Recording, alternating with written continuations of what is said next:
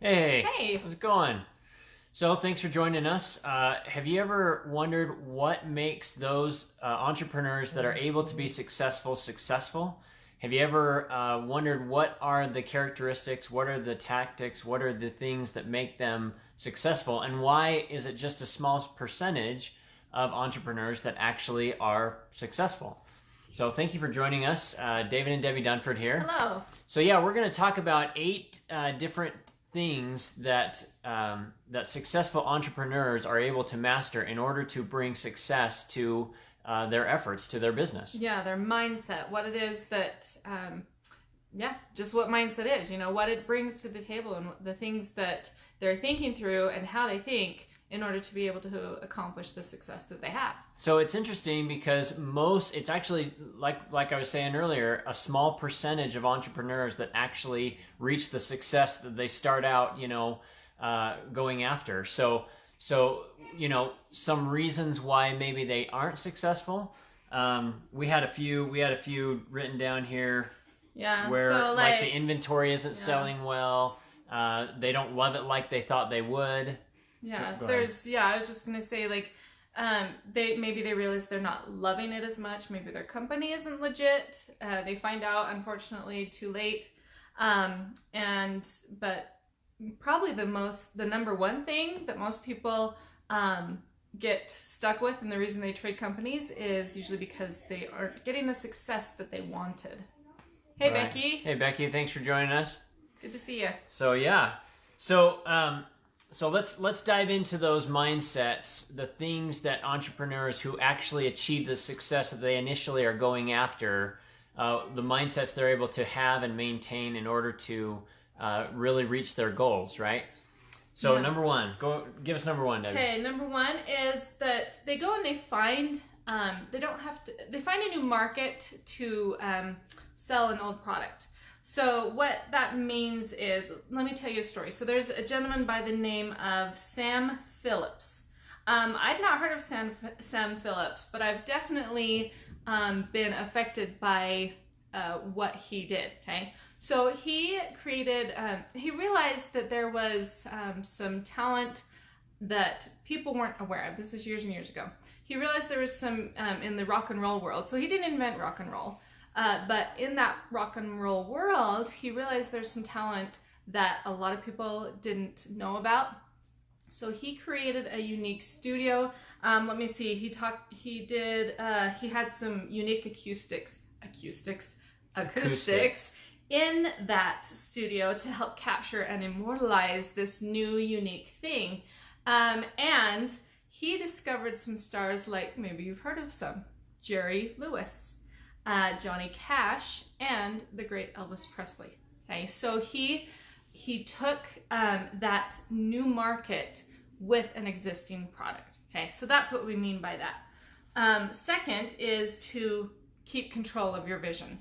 Yeah, so it's really important to focus your activities and your efforts in line with what your vision is. So if something is not, you can have your vision written down, keep it close to you where you're going to see it often, so that the activities you're pursuing are in line with that vision. If they're not, then they're not keeping you on course with what your goals really are. Yeah, and I have a question.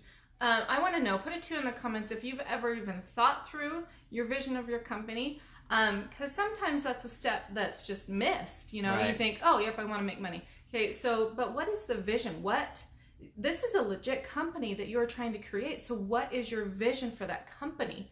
Think through it. Be really careful in thinking through what it is specifically you want your business, your vision to your business to accomplish. What's that vision? And then align your activities with that vision. Yeah. So because it's really easy to get distracted with this and that, and I should be doing this, and my upline is telling me that this is important, and I need to do this training and whatever. Is it in line with your goals and with your vision? Yeah, absolutely. And again, I mean, write it down, keep it where you're going to see it often, so that you are remembering to keep your activities in line with that vision. We have set a goal for ourselves, and this is like a few months out. So it's something. It's not just in the long term, but something that we want to achieve. And if yeah, we you keep can have that smaller goals Yeah, that along fit the inside way. your master vision for your company. Exactly. So keeping in line with that and remembering and thinking about, is this activity keeping us in line with our goals and with our long-term vision? Yeah, absolutely. So the third mindset that successful entrepreneurs have is that they give without expecting a return. Okay, and this goes against the grain a little bit, right? Because you expect, entrepreneurs, or even if you're in an MLM and you're upline, like the expectation is you're going to get, right? So give without expecting a return. So another example of this guy's name is James Altucher. That's how I'm going to say his name. Altucher. Maybe that's how it is. So, so he was somebody, he decided he was going to create this list of topics and send it to a well-known website for content creation, for article ideas. So he just created this list of topic ideas, sent it off to him without expecting anything, right? He's just trying to help and provide value. What he got in return was an invitation to be one of the writers on their staff, first of all. Then he also, down the road a little ways, was invited, or they invested in one of his ideas. So you see the value here that he's given, and then he's getting things back, but he wasn't expecting it. And lastly, they eventually bought his company that they had invested in because they were so pleased with it. So yeah, and that happens a lot. I've found in my vocation that when I help people just with something that I can offer, and when I give value without expecting something in return, it helps people have a good experience with you, so that down the road they're more apt to turn to you when they have something to give you. Yeah, because think about it, the whole idea of service, that's really what that piece of it is, when you're doing it from someplace real and heartfelt, you really are truly trying to help these people out, that's going to be felt, that's going to be real, and you're not going to expect something in return. Okay, so with the business, yes, you're going to need to make money. However, part of making that money is going to be if you can give value and do things for others because you want to help them. It's just going to come right back to you and help you out in the long run. Absolutely. Okay, awesome. Okay, so let's back up. Yeah, let's back up with a few of these comments. So Becky said, focused and intentional. That's very true. If you keep your focus, if you keep your intentions on the goals that you have, it's going to help you to keep your activities in line with those goals. Yeah. Okay, let's go back even further. She said we didn't, when we first got started, didn't have the vision. I'm guessing that's what you're talking about. Yeah, and that's once you've got that vision, it just creates this clear path. It makes a really big difference. So you definitely want to have that. That's a huge mindset thing. It's a value-based mindset, Tim says. Absolutely. Very true. Yeah, absolutely. Okay, so moving on. So number 4 is understanding the power of a brand. Okay, so we've talked somewhat about this, and we actually, this is like a whole other topic that we could spend a whole live on and have spent lives in the past about. Yeah. So we're not going to spend a whole ton of time right now, but if you would like more information on that, we have a blog. We can send you a link. So just put brand in the comments and we can send you more information on the power of branding and how that can help you be a successful entrepreneur. Absolutely. Becky says creating value for others increases the value you receive. It absolutely does. That's awesome. It does. It just does. What goes around comes around. So, so number 5 is focus your energy on what's good for your business. Okay. This is something, it is so easy to get sidetracked. There are 3 main things that you can do for your business on a daily basis that you really want to focus on to be able to grow your business. And I won't go deep into those, but I'll list those off. Those things are: you want to grow, you want to engage, and you want to promote. Do things, those 3 things in your business every day, and that can help. That will propel your business even further. But when we're talking about maybe weekly or monthly or yearly things that we want to do to focus on what is good for the business, we want to focus on what we're working on at the time. So if you are working on building your fan page audience, then you do not want to go to a training that has something to do with ManyChat or chat bots, okay? That's not going to help you focus and get done what you need to do right now. That's biting off too much information. You need to focus and find trainings or webinars or whatnot that deal with growing your fan page audience, okay? So that's what we mean by that, focusing your energy. So number 6 is always maintain quality control. So what do we mean by that? Well, and so far, I wanted you to put a 3 in the comments if this is making sense so far. I want to make sure we're on the same page before I move on. If this is making sense so far, put a 3 in the comments so we know we're on the same page, we're getting this, we're ready kind of for the next ones. Becky says creating value for others increases. Okay, yep, we said that one. Awesome. So, not seeing the comments coming yet. Okay, 3. We'll go ahead and go on then. So always maintaining that quality control. So think about maybe your favorite brand, a brand that you trust. One that comes to mind for me is Nike.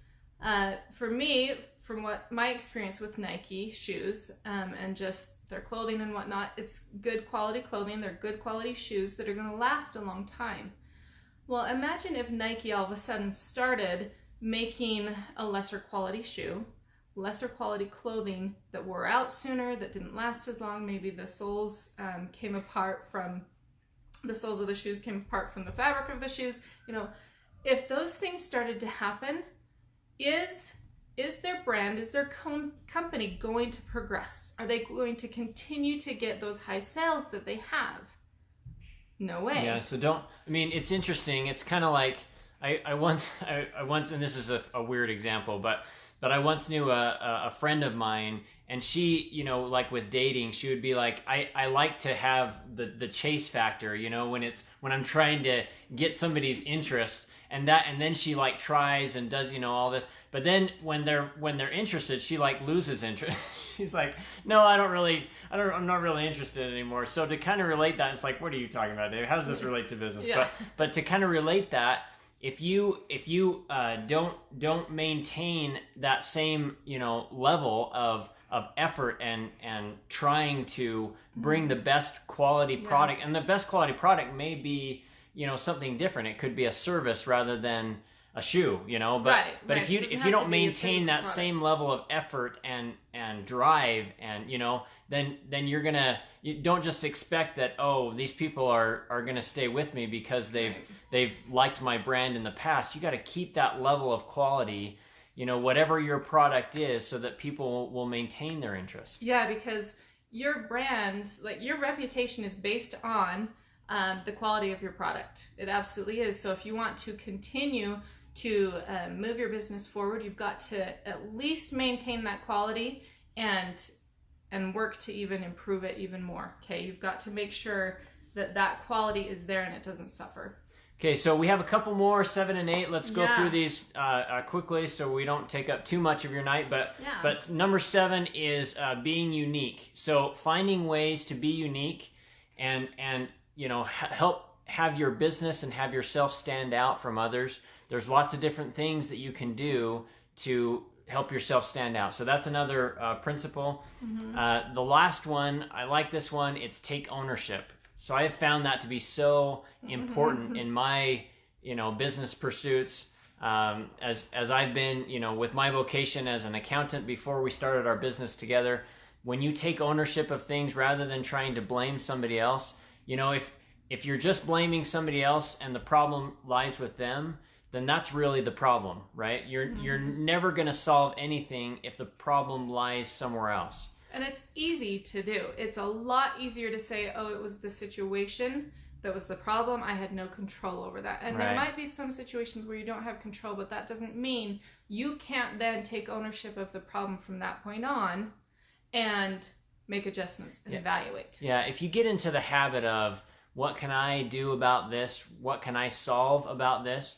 You know, because what was the example? The Tylenol, I think. You know, they used to have where they didn't have the seal. I mean, every single pill that you buy now in over the counter has some kind of seal on it, right? You open the lid and it has this seal on it before you can get to the pills. Well, it didn't used to be like that, and people were putting stuff, that was harmful. People were getting into the bottles, and so Tylenol, instead of blaming others like, well, this wasn't our fault, they took on ownership to solve the problem and actually, changed how things were done, and they created a better solution than was there before. Instead of just pointing fingers, well, it's because this happened. I mean, this person wouldn't have gotten hold of it if this didn't happen. It's his fault. That's never going to help anything, right? If we're just pointing to others, saying the problem lies with them, even though it wasn't Tylenol's fault, they took it on themselves to find a solution. And if you do that in your business, that's the kind of mindset that is going to create solutions and move your business forward. Yep, absolutely. So those are those 8 things that we went over to are things that successful, the mindset of successful people, that to help them actually gain that success so that they can move their business forward. And taking those things maybe one at a time and incorporating them into your business is going to make a big difference. So put #value in the comments if you got value from this. And we join us every Monday, Wednesday, and Friday at 6:40 Mountain Standard Time, so you can expect more and soar in your life and in your business. Have a great day. Okay, thanks for joining us. See you. Bye. Bye.